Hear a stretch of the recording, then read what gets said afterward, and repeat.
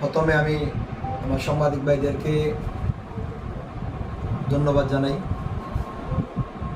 আমি বোয়ালখালী 10 নং হাল্লা করুলডাঙ্গা ইউনিয়ন পরিষদের চেয়ারম্যান। আমি প্রথমে আমার হাল্লা করুলডাঙ্গা ইউনিয়নবাসীকে ঈদ মুবারক ও শুভেচ্ছা জানাচ্ছি। আমার বোয়ালখালী উপজেলা বাংলাদেশ জাতীয়তাবাদী দলের পক্ষ থেকে আমি আমার বোয়ালখালী জনসাধারণ সবাইকে ঈদের শুভেচ্ছা জানাচ্ছি। আসলে আমরা দীর্ঘদিন অনেক সময় আজকে 2বার ঈদ সুষ্ঠুভাবে ঈদ পালন করতেছি। আমরা 17 বছরে অনেকবার ঈদের নামাজও পড়তে পারি নাই, যাতে আওয়ামী লীগ সরকার, এই ফ্যাসিস্ট সরকারে আমাদেরকে অনেক নির্যাতন করেছিল। সেই হিসেবে আমি মনে করি বাংলাদেশ স্বাধীন হওয়ার পরে এই 24শে আগস্টে যারা মৃত্যুবরণ করেছেন বাংলাদেশ, তাদেরকে আমরা আত্মার মাগফিরাত কামনা করি। বাংলাদেশের যুদ্ধতে যারা আহত হয়ে যারা শহীদ হয়েছেন তাদেরকে মাগফিরাত কামনা করি।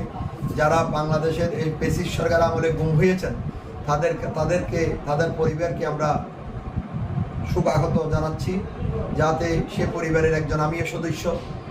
সেই হিসাবে আমি মনে করি আমার সাংবাদিক ভাইদেরকে, আমি বোয়ালখালীবাসী, হিন্দু, মুসলিম, বৌদ্ধ, আমরা সবাইকে আমাদের ঈদের আনন্দ ভাগ করে নেওয়ার জন্য সবাইকে ঈদের শুভেচ্ছা, আবারও শুভেচ্ছা জানাচ্ছি।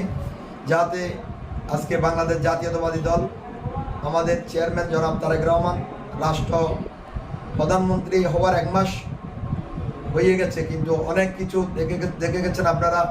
আমাদের ফ্যামিলি কাজ বলেন, বিভিন্ন খালকরণ বলেন, যাতে আমাদের দেশ পরিচালনাতে বাংলাদেশ জাতীয়তাবাদী দল আরও সুন্দর করে পরিচালনা করতে পারে। আপনাদের সবার সহযোগিতা যাদের দেশে আমাদের এই বাংলাদেশ জাতীয়তাবাদী দলের যাতে সুন্দরভাবে দেশ পরিচালনা সুষ্ঠু হয়, সবাই যাতে সাংবাদিক ভাইদেরকে সহযোগিতা চায়, যাতে এই দেশের আমরা অনেক কষ্ট করে এই দেশটা স্বাধীন হয়েছে। আমরা এই খুন এগুলো নিয়ে আমাদের বাংলাদেশ বর্তমান প্রধানমন্ত্রীর কাছে আমি পরিবারে যারা গুম হয়েছেন তাদের পরিবারকে যাতে এই একটু সুদৃষ্টিতে দেখে, সেই হিসেবে আমি আমার বক্তব্য, আমি সবাইকে ঈদ মুবারক জানিয়ে আমার বক্তব্য আমি শেষ করছি। আসসালামু আলাইকুম।